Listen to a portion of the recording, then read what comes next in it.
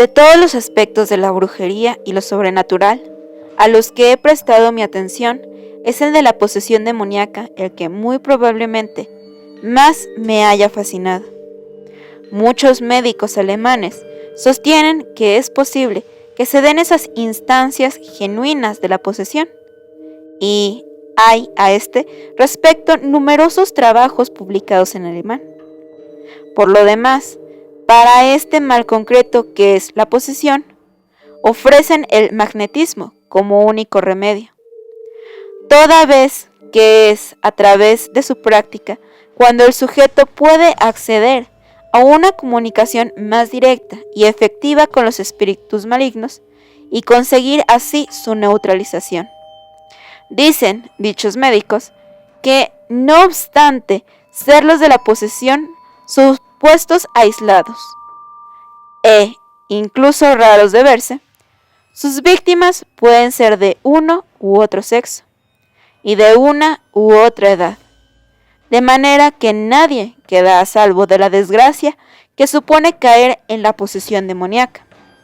Es un grave error, en consecuencia, suponer que la posesión demoníaca concluyó con la resurrección de Cristo, o que esa alusión de las Escrituras al sujeto poseído por un demonio alude únicamente al que sufre de convulsiones o de insania mental. El mal de la posesión, que no es contagioso, sin embargo, fue bien conocido por los griegos, y en tiempos más recientes, Hoffman nos ha recordado varios y muy señalados casos. Entre los síntomas más claros de la posesión demoníaca se encuentran el hablar del paciente con una voz que no es la suya, las convulsiones aterradoras y los movimientos descontrolados del cuerpo, todo lo cual se manifiesta de súbito, sin una sintomatología previa, además de la proclamación de blasfemias, el uso de un lenguaje obsceno, el conocimiento de lo que permanece en secreto y la visión del futuro, además de los vómitos de cosas extraordinariamente raras como pelos, clavos, agujas, etcétera, etcétera.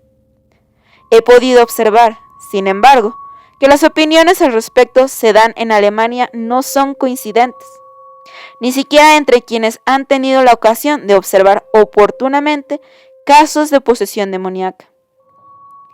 El doctor Bardili tuvo un caso en 1830, considerado como uno de los más decididamente claros de cuantos haya presentado la posesión demoníaca. La paciente era una campesina de 34 años, que nunca había padecido ninguna enfermedad y cuyo cuerpo mostraba gran corrección en todas sus funciones, incluso cuando la mujer daba muestras del extraño fenómeno. Debo observar que la paciente estaba felizmente casada, que tenía 3 hijos y que no era una fanática religiosa. Tenía además un carácter afable y era persona muy bien dispuesta para el trabajo y el cumplimiento de todas sus obligaciones.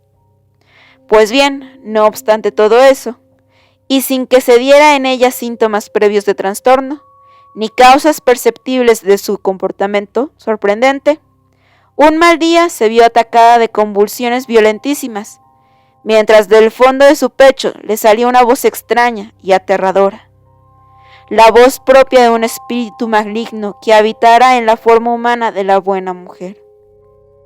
Cuando tal fenómeno se daba en ella, la campesina no parecía la misma, pues perdía su individualidad. Sin embargo, una vez superó el acceso, volvió a ser la de siempre, la mujer afable y cumplidora de sus obligaciones que todos conocían. Pero nadie pudo olvidar las blasfemias que dijo con aquella voz extraña, ni las maldiciones que profirió incluso en contra de sus seres más queridos. Es más, una vez recuperada, su cuerpo mostraba heridas y mayugaduras que ella misma se había causado en el curso de aquellos ataques, pues en medio de las terribles convulsiones que sufriera rodaba por el suelo y se golpeaba con innumerables objetos, presa de una furia indescriptible. Ya recobrada, no era capaz de recordar nada de lo ocurrido. Solo podía lamentarse de lo que le contaban que había hecho, llorando entonces, desconsoladamente. Los hechos se repitieron con alguna frecuencia, cada vez mayor, durante 3 años. En ese tiempo fue perdiendo su vitalidad hasta parecer casi un esqueleto, pues en medio de los accesos, que eran de una violencia variable, no podía ni comer, ya que cuando iba a llevarse la cuchara a la boca, se le volvía esta, como guiada por otra mano, y el alimento se derramaba por el suelo. Una afección que, como ya se ha dicho, duró 3 años. No había remedio contra aquellas manifestaciones de insania.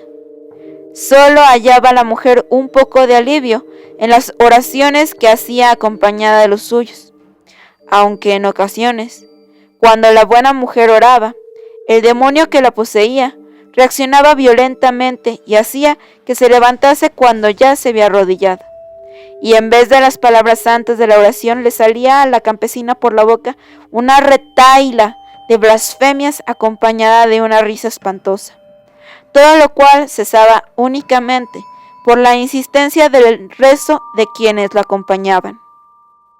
Cabe señalar, sin embargo, que no obstante todo lo anterior, la mujer pudo engendrar un nuevo hijo en ese tiempo, y que cuando nació le mostró el cariño debido, y le procuró los cuidados necesarios, sin que su condición de madre se resintiese en todo ello. Pero el demonio aguardaba. Finalmente, y debido al magnetismo, la paciente cayó en una especie de sonambulismo, en el que se dejó sentir una voz procedente de sí misma, que no era empero la suya, sino la de un espíritu protecto, que la llamaba a ser paciente y a tener esperanza, y que le hizo la promesa de que el diabólico huésped que albergaba a su pesar sería obligado a abandonar sus cuarteles muy pronto. Curiosamente, la campesina caía a menudo en un estado de magnetismo, sin la ayuda de un magnetizador, y pasados aquellos 3 años, quedó enteramente liberada del demonio que la poseyera, recobrando por completo la salud y mostrándose tan afable y digna como siempre lo había sido. En otro caso, de la niña de 10 años, Rosina Wilding, un caso que se dio en un Pleidersheim en 1834, el demonio anunció la posesión que hiciera de la criatura, proclamando desde el interior de la pequeña: «Aquí estoy». Fue de veras sorprendente oír aquel grito de voz hosca y masculina en la niña, pues yacía como muerta pero convulsa, moviéndose brutalmente, hasta que de nuevo se dejó sentir desde su interior la voz del demonio que decía: «Y ahora me voy otra vez», con lo que la pequeña recuperó la paz. Aquel demonio a veces se expresaba en plural, pues como dijo en una ocasión, estaba acompañado de otro maligno, un diablo mudo, por el que tenía que hablar. El mudo es quien hace que la niña se contorsione y gire sobre sí misma, el que le distorsiona los gestos, el que le vuelve los ojos, el que hace que le rechinen los dientes y todo lo demás. «Yo solo proclamo lo que él me ordena», decía el demonio que hablaba. Pero también aquella niña se curó mediante el uso de magnetismo. Barbara Rieger, otra niña de 10 años, natural de Steinbach, fue igualmente poseída por 2 espíritus malignos en 1834, los cuales, además de hablar con 2 tonos de voz y al mismo tiempo, voces masculinas ambas, se expresaban también en diferentes dialectos. Uno decía haber sido albañil en otro tiempo, y el segundo proclamaba su antigua condición de verdugo. Este era el peor de los 2. Cuando hablaban, la niña cerraba los ojos. Cuando los abría, no recordaba nada. El demonio que fuera albañil confesaba haber sido un gran pecador, y hasta parecía mostrar cierto grado de arrepentimiento. Pero el que fue verdugo no hablaba de su vida anterior. A menudo pedían de comer, por lo que la niña recibía grandes cantidades de alimento mientras se hallaba en trance, con lo cual, cuando volvía en sí, tenía hambre, pues ellos se lo habían comido todo. El albañil trasegaba además grandes cantidades de licor, y si no se lo daban, hacía gala de un lenguaje muy procaz y causaba fuertes convulsiones a la niña, que una vez recobrado el sentido, mostraba una gran aversión hacia el alcohol. No paraban con sus exigencias de causar daño a la pequeña, que finalmente pudo ser curada mediante el magnetismo. El demonio que había sido albañil resultó prontamente expulsado de su cuerpo, pero el verdugo fue mucho más tenaz y resistente. En cualquier caso, al cabo fue derrotado, lo que quiere decir que se consiguió que saliera del cuerpo de la niña, con lo que ésta recuperó por completo la paz y la salud. En 1835, un ciudadano de lo más respetable, cuyo nombre no ha sido facilitado por los médicos, acudió a la consulta del Dr. Kärtner. Tenía 37 años y a partir de los 30 había comenzado a mostrar un carácter atrabiliaro, sumamente raro, por lo que llevaba 7 años de posesión demoníaca. Eso había llenado de infelicidad a su familia, tanto como a sí mismo. Ya no era el hombre cordial y morigerado que fue siempre, sino grosero y despectivo, con frecuentes arrebatos de cólera. Un día, para colmo, salió de él una voz extraña e insolente, que dijo ser la de un demonio que en otro tiempo fue el magistrado ese, y que llevaba todos esos años, entonces 6, poseyendo el cuerpo del infortunado. Al cabo, cuando se obtuvo mediante el magnetismo su expulsión, la víctima, aquel hombre a quien tanto le había cambiado el carácter en 7 años, cayó al suelo entre violentas convulsiones, que parecieron a punto de quebrar todo su cuerpo. Mas luego de una larga pausa en la que pareció muerto, recobró por completo la salud y volvió a ser el hombre digno y educado que siempre fuera. En otro caso, una joven de Gruppenbach, aún hallándose en disfrute de pleno de todos sus sentidos, oyó un mal día la voz del demonio que la tenía poseída, y que era el alma de una persona ya fallecida, y no pudo evitar que salieran de sí tantas malas palabras como aquel demonio decía. En resumen, que no son tan extraños los casos de posesión demoníaca, ni carecemos de descripciones prolijas de los mismos. Eso supone, ni más ni menos, que el fenómeno de la posesión existe, aunque no me atrevo a señalar hasta cuándo seguirán siendo así las cosas, pues realmente sabemos muy poco de su génesis, que es lo importante. Todo lo más, y en contra de cierta tendencia actual a negar la existencia del fenómeno, podemos afirmar que tales casos son ciertos, pues están perfectamente comprobados, y no es cosa de continuar diciendo que dichos supuestos son imposibles. Cabe esperar, igualmente, que en la medida en que dichas evidencias de la posesión demoníaca se han dado en otros países, el nuestro no tiene por qué ser una excepción. Por mi parte, puedo dar cuenta de un suceso al respecto, en el que sin embargo se perciben otros influjos muy diferentes debido a la posesión por parte de los espíritus. Ocurrió en Bishop Wormwood, cerca de Sunderland, en 1840. Y aunque los hechos fueron recogidos y publicados por 2 médicos y 2 cirujanos, además de vistos por muchas otras personas, son poco conocidos. En cualquier caso, me parece que son elocuentes en sí mismos tales hechos, cualquiera que sea la interpretación que pretenda dárseles. La paciente, Mary Jobson, estaba entre sus 12 y 13 años. Sus padres, personas muy respetables, la llevaban siempre a la escuela dominical. Mary cayó enferma en noviembre de 1839, sufriendo de inmediato horribles convulsiones en medio de las cuales se desgarraba los vestidos hasta quedar completamente desnuda. Fue así durante varias semanas, y fue en ese tiempo cuando sus padres observaron que de Mary salía el sonido de unos golpes extraños, como si alguien golpeara una puerta que hubiese en el interior de la niña. Ocurría en distintos lugares y a horas diferentes, pero sobre todo cuando Mary ya se había acostado y dormido con las manos fuera del abrigo de la cama. Una noche, atentos sus padres a tales fenómenos, escucharon una voz en vez de aquellos golpes, algo que los sorprendió extraordinariamente, algo que no acertaron a explicarse salvo pasado mucho tiempo, cuando el caso ya quedó explicado por los médicos. Primero fue un ruido metálico, como de choque de armas, y después una especie de temblor, harto, ruidoso igualmente, que pareció ir a derrumbar la casa. Siguieron pasos de alguien a quien no veían, mientras el suelo de la casa se llenaba de agua de cuya procedencia no era posible dar cuenta.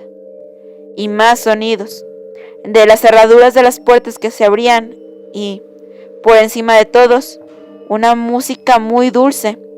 Los médicos y el padre de la niña sospecharon de algo sobrenatural y procedieron a adoptar las precauciones oportunas, pero nadie supo en un principio interpretar correctamente aquel misterio. Se trataba, sin embargo, de un espíritu benéfico, que al fin se manifestó para dar a la familia muy buenos consejos. Muchos fueron los que acudían a contemplar tan asombroso fenómeno, y no pocos de entre ellos hubieran querido escuchar aquella voz tan sabia en sus propias casas. Deseos que se cumplieron en algunos casos. Así, Elizabeth Gauntlett, mientras atendía a sus tareas domésticas un buen día, oyó una voz que decía: «Ten fe y escucharás la palabra de Dios, que habrás de oír atentamente con tu más entregado oído». Elizabeth, asombrada, no pudo evitar una exclamación: «¿Qué es esto, Dios mío?». Y apenas los dijo, vio ante sí una pequeña nube muy blanca. Aquella misma noche volvió a dejarse sentir tan dulce voz, que le dijo: «Mary Jobson, una de tus alumnas de la escuela dominical, está muy enferma. Acude a verla, pues si lo haces ayudarás a que se ponga bien». Elizabeth no sabía dónde vivía Mary, pero después de enterarse allá que fue, y ya ante la puerta de la casa oyó la misma voz que le invitaba a entrar. Lo hizo y se dirigió a la habitación de la niña, donde escuchó otra voz, tan dulce y bonita como la que antes oyese, que la llamaba a tener fe y además le dijo: «Soy la Virgen María». La voz de la Virgen le prometió una señal cuando volviese a casa, y, en efecto, aquella misma noche, tras visitar a su alumna, y mientras leía la Biblia antes de acostarse, oyó la misma voz que le decía: «Jemina, no temas, que soy yo. Si obedeces a lo que te diga, la paz será siempre contigo, nunca padecerás males». Lo mismo ocurrió en otras visitas de la Virgen, mas dejándose sentir en ellas, junto con su voz, una música celestial, la más exquisita música. El mismo fenómeno pudo observarse por parte de muchos, algunos de los cuales recibieron reproches de la voz por sus muy humanas quejas, aunque la voz los llamaba a ser corajudos y esperanzados. Otros oyeron también las voces de familiares que ya habían muerto, y tuvieron con ellas muchas revelaciones. Una vez la voz a Mary Jobson: «Alza la voz, y verás en el techo el sol y la luna». Y de inmediato se vieron en el techo un sol hermoso y una luna bellísima, que todo lo llenaban en tonalidades anaranjadas, verdes, amarillas, plateadas. Pero el padre de la niña, que no obstante el milagro obrado en su hija, seguía siendo un hombre escéptico, quiso limpiar el techo de la habitación, y lo hizo con denuedo, hasta quedar agotado, pero fue en vano. Allá siguieron el sol hermoso y la luna bellísima, entre otras muchas cosas, a cada cual más prodigiosa. La voz dijo en otra ocasión a la niña que parecía sufrir por algo. La niña dijo que no, pero también que no sabía dónde tenía su cuerpo, y que temía que su espíritu lo hubiese abandonado para tomar posesión del cuerpo de otra persona, y que el cuerpo de esta persona, por ello, acaso hablara con el grito de una trompeta. La voz le dio el consuelo que precisaba la niña, llenándola de tranquilidad, y también habló a la familia y a quienes acudían a la casa para presenciar los milagros, de muchas cosas referidas a familiares y amigos distantes, para probar que decía la verdad. La niña vio en 2 ocasiones a la de divina forma junto a la cabecera de su cama, y Joseph Ragg, uno de los vecinos que había acudido a la casa para contemplar los prodigiosos, ya de regreso a su casa, vio una figura alta y luminosa, muy bella, que se acercaba a su cama a las 11 en punto de la noche del 17 de enero. La figura vestía ropas de hombre, no obstante lo cual dimanaba de ella una gran delicadeza. Aquella misma noche volviera a verla de nuevo, horas más tarde. En esta segunda ocasión, la figura luminosa descorrió las cortinas de la ventana del cuarto y lo miró bondadosamente, quedando así, contemplándole, durante 1/4 de hora. Cuando se esfumó, las cortinas, por sí solas, volvieron a cerrarse en la ventana. Y un día, hallándose de visita en la habitación de la niña enferma, Margaret Watson vio un cordero que, después de entrar tranquilamente por la puerta del cuarto, fue a sentarse junto al padre de la niña, John Jobson, sin que él lo viera. Pero uno de los hechos más reseñables de este caso es, sin duda, el de la bellísima música celestial que tantos escucharon, incluso el escéptico padre de la pobre niña enferma. Eso, desde luego, fue lo que acabó obrando su conversión. Aquella música se había dejado sentir ininterrumpidamente durante 16 semanas. Unas veces parecía la de un órgano, pero mucho más bonita. Otras, la de un coro de voces que cantaran canciones sagradas, cuyas palabras se escuchaban claramente. Y a veces también parecía el rumor apacible del agua de un arroyo. Y cuando la voz deseaba que corriese el agua, sin que cesaran aquellos cánticos, el agua corría. Entonces comprendió el escéptico padre de la niña que el agua derramada en el suelo de la casa en aquella ocasión se debía a cosa tan concreta, y que podía darse el prodigio, no una vez, sino 20 veces, como él mismo proclamaba entusiasmado. En todo el tiempo que se dio este caso, las voces decían a la familia y allegados que aún faltaba por obrarse un milagro definitivo en la niña Mary Jobson.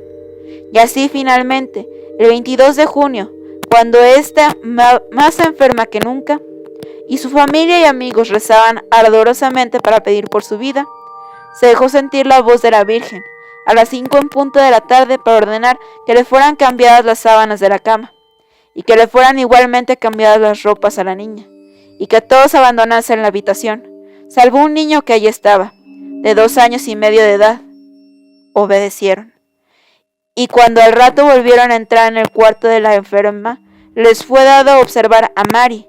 Estaba completamente repuesta, sentada en una silla con el niño en sus rodillas. Y desde aquel día jamás volvió a ponerse enferma. El informe en el que se da cuenta de estos hechos data del 30 de enero de 1841. Claro está, muchos se reirán de todo esto, asegurando que tales hechos nunca se dieron porque son, no ya imposibles, sino absurdos.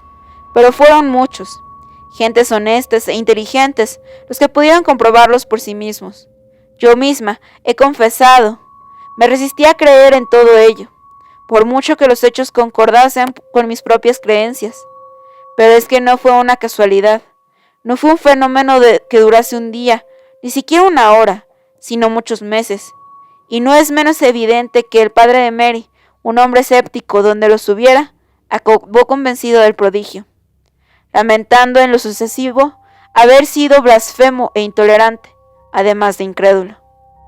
El doctor Reid Claney, que elaboró un informe sobre el caso, con la ayuda de los innumerables testigos del mismo, es un médico con muchos años de experiencia, y es también, según me parece, el inventor de la lámpara de aceite con protección de cristal, y declaró su convicción de que los hechos eran ciertos y demostrables, asegurando a sus lectores que mucha gente que detenta cargos de la jerarquía eclesiástica, así como varios ministros de otras confesiones, además de miembros notables de la sociedad, respetados por su sabiduría y piadosos sentimientos, se muestran complacidos con las explicaciones dadas a propósito de estos prodigios. Cuando vio por primera vez a la niña en su lecho de dolor, aparentemente insensible, con los ojos fijos e inyectados de sangre, supuso que Mary padecía algún mal en su cerebro, no creyendo que hubiera en su enfermedad ningún misterio de tipo sobrenatural. No obstante, los exámenes a que sometió a la infeliz paciente lo llevaron muy pronto a creer lo contrario. También dio cuenta el médico en su informe de cómo, mientras duró la enfermedad de la niña, tanto sus familiares como el mentado Joseph Ragg oyeron la misma música celestial, casi sin interrupción, y escribió igualmente que Mr. Torbuck, un cirujano que mostró asombrado al conocer todo lo concerniente a la enfermedad y posterior curación de Mary Jobson, le refirió a su vez otro suceso en el que cuando murió una persona a la que había asistido, se dejó sentir igualmente una música celestial muy deliciosa que a todos los presentes llenó de paz. No son casos aislados, sin embargo, se ha referido con frecuencia el hecho comprobado por muchas personas, de que cuando alguien muere se deja sentir una música celestial. Tengo innumerables testimonios al respecto. Mas, volviendo a las investigaciones hechas sobre el caso de Mary Jobson, el Dr. Clancy llegó a la convicción de que el mundo espiritual se identifica a menudo con nuestros problemas humanos, a tal extremo que, como dice el Dr. Drury, otro sabio, no queda más remedio que aceptar el hecho de que vivimos en un mundo espiritual, por lo que él mismo, cuando atendió a Mary, se vio inmerso en instancias no precisamente terrenales, esas que, según sus propias palabras, consiguen llegar desde esos confines de los que, como suele decirse, no regresan los viajeros.